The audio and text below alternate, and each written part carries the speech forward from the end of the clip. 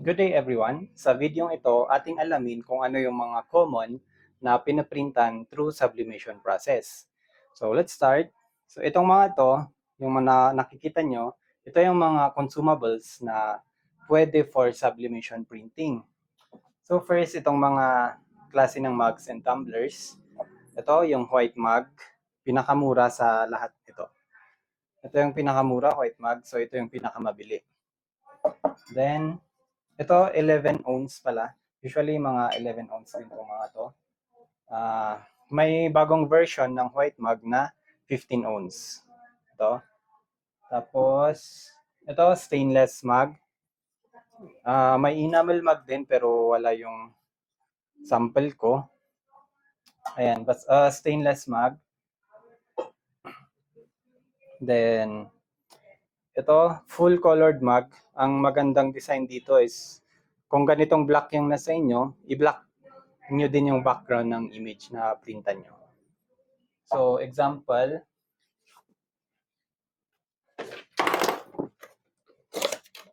ito may naprintan ako dito.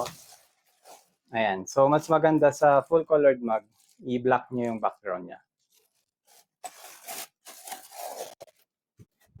Next, inner colored mug. Ito, yung may kulay sa loob. May iba't ibang kulay na available dito.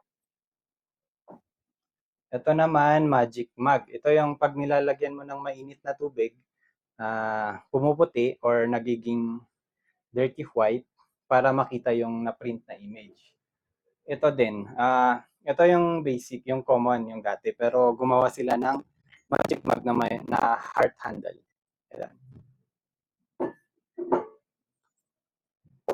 Ito, metallic mug, silver. Meron ding metallic mug na gold and meron pa atang ibang kulay para dito sa metallic mug. Ang magandang design dito ay yung plain letters lang. Kasi pag pictures, hindi masyadong kita. Ito, clear mug. So, parang glass mug na sublimation coated. Ang magandang design din dito usually mga ganito lang yung tsaka yung mga matingkad na kulay. Pag picture ng tao or portrait, medyo baka hindi masyadong kita. So mas maganda mga letterings lang din dito. Next, itong frosted mug. Ayan. Tapos, after nitong frosted mug, may ginawa silang bagong version ng frosted mug, yung gradient frosted mug. Ito. So may kulay siya sa baba. Naka-gradient type na parang matingkad sa baba na palabo sa taas. Parang nagpe-fade siya pataas. Next, yung common din, beer mug. Ito. So, Yasen brands nga pala ito. Ang merong ibang style ng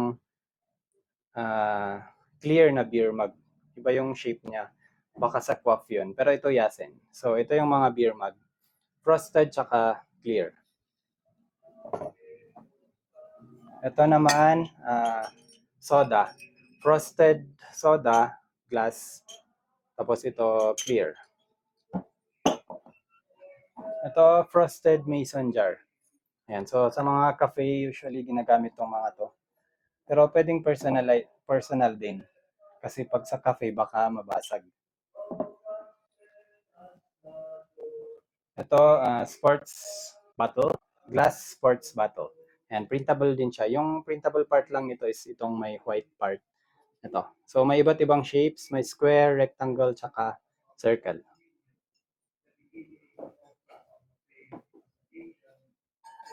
Ito naman, skinny tumbler. Mas malaki yung print niya. Mataas to. Kaya usually ang ginagamit dito ay yung oven. Sublimation oven. So ayan, ito yung mga basic sa mugs. May mga hindi pa ata ako na-include dito na wala kasi sa akin. Pero basically, ito na lahat yun. Tapos next, mga keychains. May mga sublimation keychains din. Ito, metal. So ang kagandahan pag ito, pang regalo, hindi siya madaling mabura kasi sublimation yung print niya. Madami ding mga klase ng shapes nito. Ito, flower, tsaka ito is circle. may mga iba't ibang shapes din available sa ganitong keychain, metal sublimation keychains. Ito, nail cutter. Ayan, sublimation pwedeng through sublimation process din. So, ang lalagyan lang natin is itong circle na part. So, magiging ganun lang. Ganun yung print niya. Ito yung mapaprintan yung white part.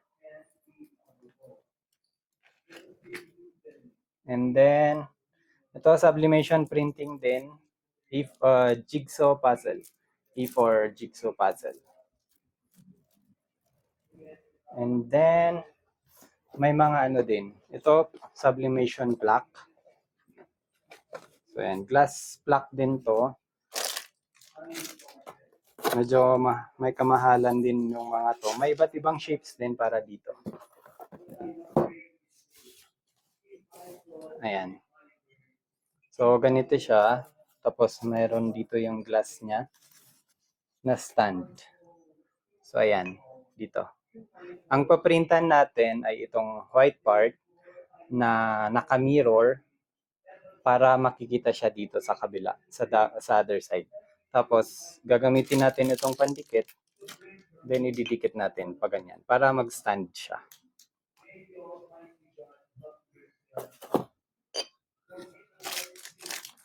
After nito, yung mga pwedeng sublimation print din, yung mga ganito, tote bags, canvas. Ito, canvas. Ito naman, Oxford na tela. Pero both parehas pwede for sublimation printing. And then, ito nga pala, mga keychains din. Metal keychains. Ayan. So, ang kagandahan nito, i-offer natin ng mas mahal kasi premium naman yung itsura niya. Hindi gaya ng mga acrylic.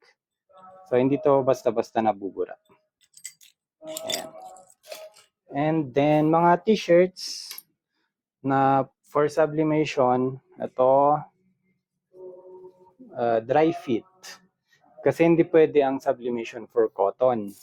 Magiging faded yung itsura pag cotton ang isa-sublimate natin. So, ayan, dry fit. Ito naman, cotton spandex. May mga available naman na ganito, cotton spandex. Kaparehas lang niya usually ang price ng mga dry fit. So, ayan.